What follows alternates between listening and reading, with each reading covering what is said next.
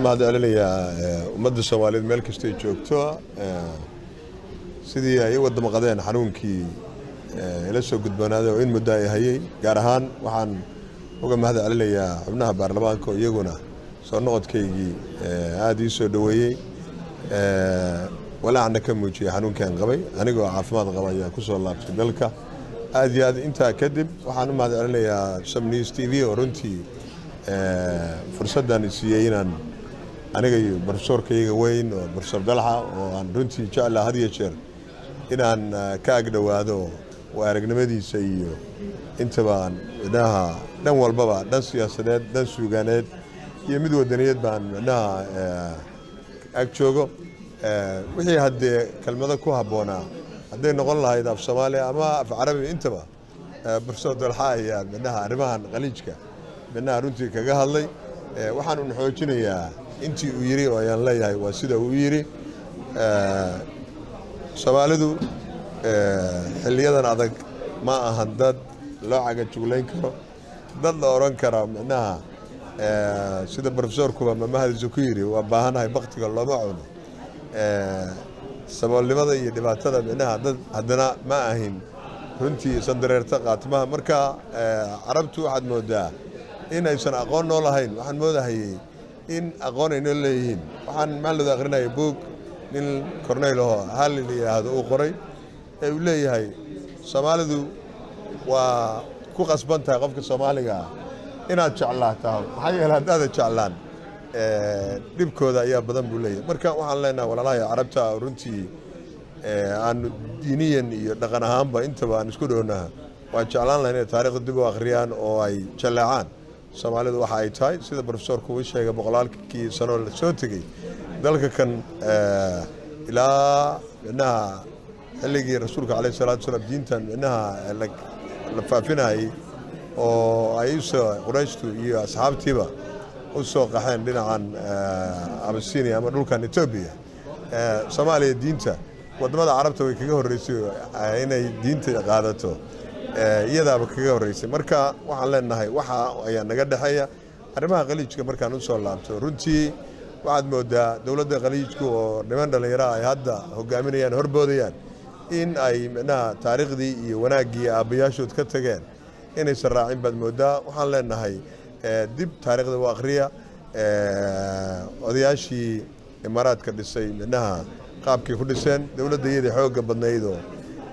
toddobaatameeyadii u suurto gelisay in injineer iyo hadii ilaahay ku idmaayo dad aqoon-yahanina ay u diraan imaaraadka raggii macnaha xilliga joogay baa hadda nool waxaan leenahay marka walaalaha imaaraadka qaladaadka dhacay waxaan u aragnaa in qalad ahayd dawladda Soomaaliya waxaan qabaa inay go'aankii ku habboonaa ay arinta macnaha ka gaadhay waana runtii ku bogaadinaya waxaan gaar ahaan rabaa fursaddan inaan uga faa'iideysto intii aan dibadda ku maqnaa dawladda federaalku go'aanka ay ka qaadatay arrimaha qaliijka iyo baarlamaanka oo runtii isna arinta xoojiyay oo ka soo saaray go'aan uu macnaha DB World ku leeyahay go'aanka aad qaadateen qalad buu ahaa annagu maadaama anigu gaar ahaan bahda suugaanta lagu tirinahay inta badan dareenka shacabka ayaan eegaa markaasan thermometer maalin dhaweyd baan dhinaca cadaan oo doraad shir aanu ka qayb galnay hay'adan heritage nin ay noo keeneen adigu crisis committee-ga ama crisis group-ka madaxda ayaan waxaan u sheegay laba arrimood waxaan ku iri wuxuu yiri waxaan arki doonaa dawladda Qatar iyo Imaaraadka iyo idinkaba waan eegayaa afkaarta inaha golf crisis ama dhibaatada golfku la yimi oo Soomaaliya saameeyay marka saddexda dhinacaan arko baan macnaha cabirka iyo fikirkii aan ka qabay macnaha idin siin doona ninkii waxaan ku iri Carabta aad u tagi doonto waxaad u sheegtaa Soomaalidu xilliyada adag waxay ka qaadaan adkaysi iyo raganimo iyo kartida ay ka qaadaan problem kasta oo midnaha ama caqabad kastana waxaan u aragnaa inay hadiyad tahay oo qofnimadayada midnaha lagu tijaabinayo meesha aan ka niraahdo every problem is a gift problem la'aantiina midnaha ma koraysid waxaan u aragnaa caqabadahan iyo dhibaatooyinkan aanu hadda wajahayno in aanu ay noo tahay tijaabooyin aanu ku kori doono marka aniga oo dareenka shacabka ka tarjumayaan waxaan u sheegay ninka cadaanka ah hees dhexdhexaad la yiraahdo neutral oo kolkii dawladdan midnaha ay ka istaagtay maadaama dad islaam oo walaalaha midnaha ay dirayeen haddee diiniyan iyo dhan walbaba iyo dhaqan ahaanba ummadda Soomaaliyeed waxa lagu yaqaanaa inaysan dhinacna jirsan markaan eegay dareenka shacabka ayaa waxa igu soo dhacay erayo hees ay kooxda qeeldaan qaado oo erayadeeda ka mid ahayd dhibta maalintan qabay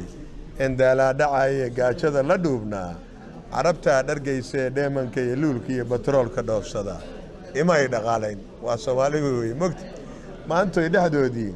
warmaha isla dhacayaan dhinaca Sacuudiga dhanka qadar hadaan marin bal maxaan u dhibayo igu dhaaranaya inkastoo dhulkaygii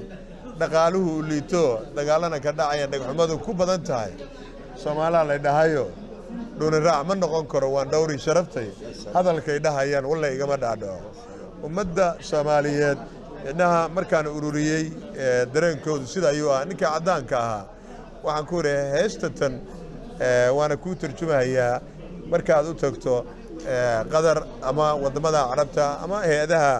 crashka u tarjumaan ku marka go'aanka Soomaalidu saaweeye idinkana mar kale waan inkaga mahadcelinayaa fursadatan aad midnaha anigii Professor Abdallah runtii qabiir arrimaha carabta iyo Soomaalida ku ah aad nagu waraysateen aad iyo aad haddana hawl culus baa noo taalo gudoomiyihii baan midnaha dooranaynaa waxaan rajayn doonaa in Ilaahay mid khayr qaba uu midnaha qalinka midnaha uu noogu dhaco mar kale aad baad u mahadsantiin gaar ahaan waxaan u mahadcelinayaa Professorka runtii halkan maanta aad igu soo dhaweeyo aan sheeko gaar ah anagoo leh markaadna aragteen aad tiraahdeen mar haddii fursaddan aan helno labadiinaba waa inaanu midnaha ka faa'iidaysanaa aad baad u mahadsan problem kasta oo midnaha ama caqabad kastana waxaan u aragnaa inay hadiyad tahay oo qofnimadayada midnaha lagu tijaabinayo meesha aan ka niraahdo every problem is a gift problem la'aantiina midnaha ma koraysid waxaan u aragnaa caqabadahan iyo dhibaatooyinkan aanu hadda wajahayno in aanu ay noo tahay tijaabooyin aanu ku kori doono marka aniga oo dareenka shacabka ka tarjumayaan waxaan u sheegay ninka cadaanka ah hees dhexdhexaad la yiraahdo neutral oo kolkii dawladdan midnaha ay ka istaagtay maadaama dad islaam oo walaalaha midnaha ay dirayeen haddee diiniyan iyo dhan walbaba iyo dhaqan ahaanba ummadda Soomaaliyeed waxa lagu yaqaanaa inaysan dhinacna jirsan markaan eegay dareenka shacabka ayaa waxa igu soo dhacay erayo hees ay kooxda qeeldaan qaado oo erayadeeda ka mid ahayd dhibta maalintan qabay indaala dhacay gaajada la dhuubnaa carabta dhargaysa dheemanka iyo luulka iyo batroolka dhoofsada imay dhaqaalayn waa Soomaaligu way mogti maanta ay dhexdoodii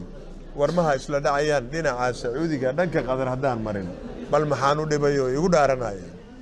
inkastoo dhulkaygii dhaqaaluhu u liito dagaalana ka dhacaya dhagxumadu ku badan tahay Soomaaliya la dhahayo doon raac ma noqon karo waan dhowri sharaftay hadalkay dhahayaan wallahi igama dhaadho ummadda Soomaaliyeed inaha markaan ururiyay dareenkoodu sida ayuu ah ninka cadaanka ah waxaan ku leeyahay heestatan waana ku tarjumayaa markaad u tagto qadar ama wadamada carabta ama hay'adaha crashka u tarjumaan ku marka go'aanka Soomaalidu saaweeye idinkana mar kale waan inkaga mahadcelinayaa fursadatan aad midnaha anigii Professor Abdallah runtii qabiir arrimaha carabta iyo Soomaalida ku ah aad nagu waraysateen